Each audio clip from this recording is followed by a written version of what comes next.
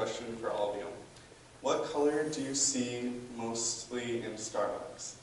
Please answer loudly so I can hear you. Green. Yes. I just did this. Yeah, exactly. So you see a plethora of shades of brown and green. Believe it or not, there's a psychological reason as to why Starbucks chose this color scheme for their restaurants. I doubt most of you have really wondered why they've used this warm green and brown color scheme. The psychology of color is essentially the mood or ambiance that a color expresses. Brown is used in Starbucks stores because the psychology of brown, according to Empower Yourself with Color Psychology, relates to quality in everything, a comfortable home, and the best food and drink.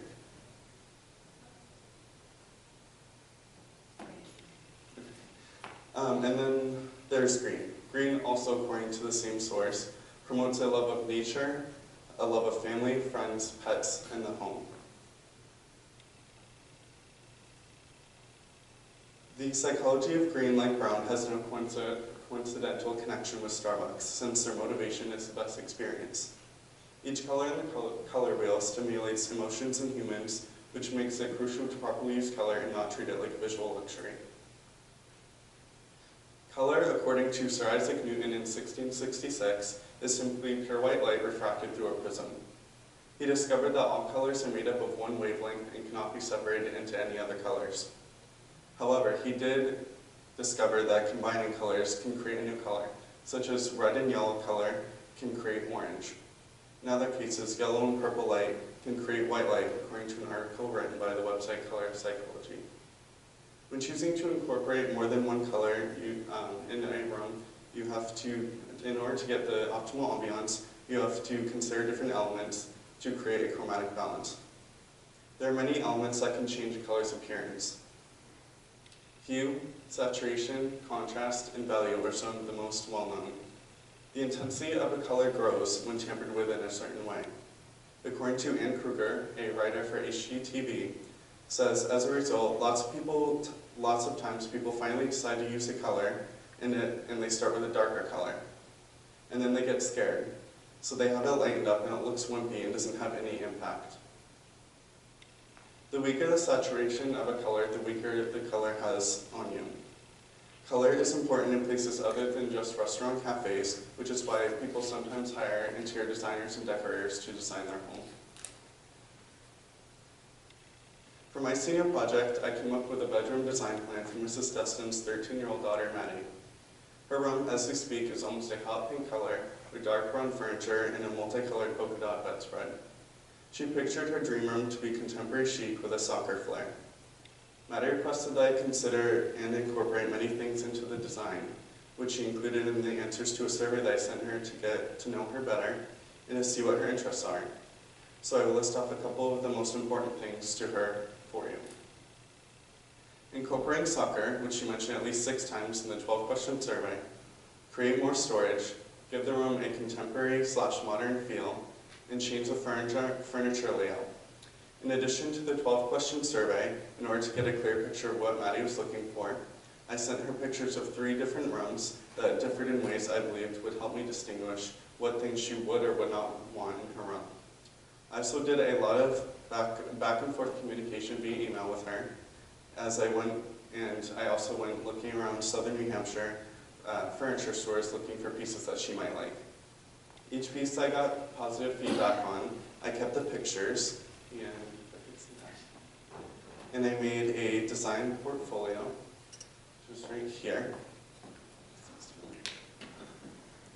And so, with each piece that she liked, I put it into this design portfolio. So I had ideas of the different rooms I showed her. I showed the current design.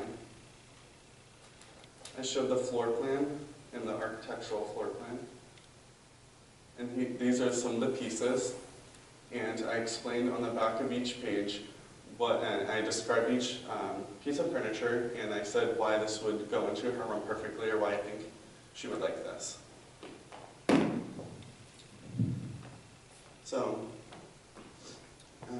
my goal for her room was to tone down the roofline walls, bring maturity through a more subtle color palette, and allow the room to have more function where Maddie can hang out with her friends, do her homework, and store all of her things. To incorporate soccer into the room, I want to do it in a way that is unique and sophisticated. It is easy to make a room feel childish when incorporating certain interests if people tend to get carried away with it, i.e. like wallpapers filled with soccer balls or soccer balls littering the floor and stuff like that. So, in the design under the countertop on the opposite side of her bed, there are white lockers. These lockers, which can be mixed in with bookshelves or closed-faced cabinets, and a chic and sort of DIY feel, while clearly expressing her love for soccer. There's also a wall decal which can be personalized and say her name and jersey number, but yet again, keeping things clean with clean lines and black colors. The color scheme in her room consists of grays, black, white, turquoise, and tan. It is amazing how many things color can do.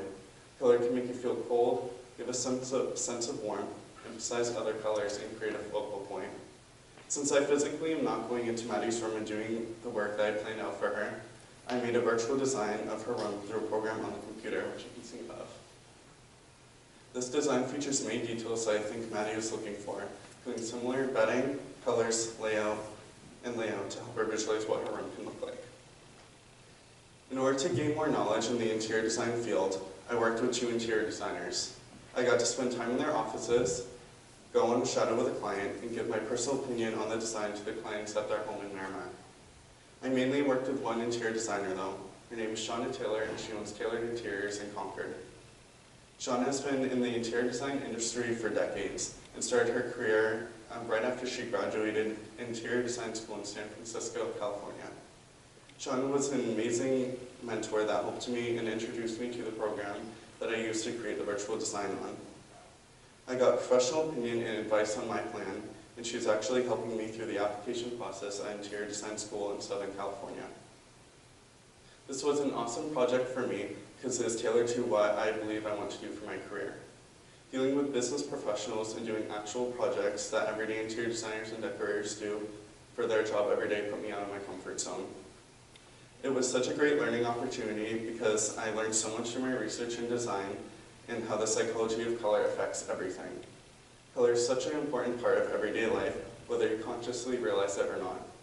From enhancing mood, changing someone's perception when a color is changed, or even treating the mentally ill, color is powerful. Even from the small section of the visible spectrum that the human eye can perceive, it does not limit the powers of ways we can use it. Each color in the color wheel stimulates emotions in humans, which makes it crucial to properly use color and not treat it like a visual luxury.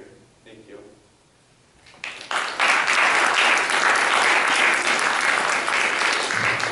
Does anyone have any questions? Okay, thank you.